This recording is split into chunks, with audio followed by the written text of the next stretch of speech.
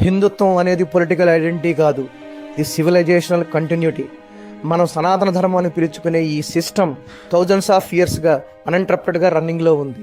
Even innovations, colonisation, cultural attacks జరిగినా కూడా హిందుత్వ ఐడెంటిటీకి ఎటువంటి డ్యామేజ్ జరగలేదు. హిందుత్వం అంటే వే ఆఫ్ లైఫ్. అది food, art, dance, music, rituals, nature worship, mathematics, science, spirituality, ఇలా అన్నీ కలిసి ఒక కల్చరల్ సాఫ్ట్వేర్ లాగా మనకి రన్నింగ్లో ఉంది. ఇన్ఫ్యాక్ట్ మన సివిలైజేషన్ డిస్ట్రాయ్ చేయడానికి బ్రిటిషర్స్, మొఘల్స్, అలాగే యూరోపియన్స్ చాలా ట్రై చేశారు. కానీ మన హిందుత్వానికి ఉన్నటువంటి ఫ్లెక్సిబిలిటీ వల్ల అది సర్వైవ్ అవ్వగలిగింది. ఇది వరల్డ్ హిస్టరీలోనే రేరెస్ట్ సీక్రెట్. మన హిందుత్వం వరల్డ్స్ లార్జెస్ట్ లివింగ్ సివిలైజేషన్. కాబట్టి హిందువుగా పుట్టినందుకు గర్విద్దాం, హిందువుగానే జీవిద్దాం. జై హింద్.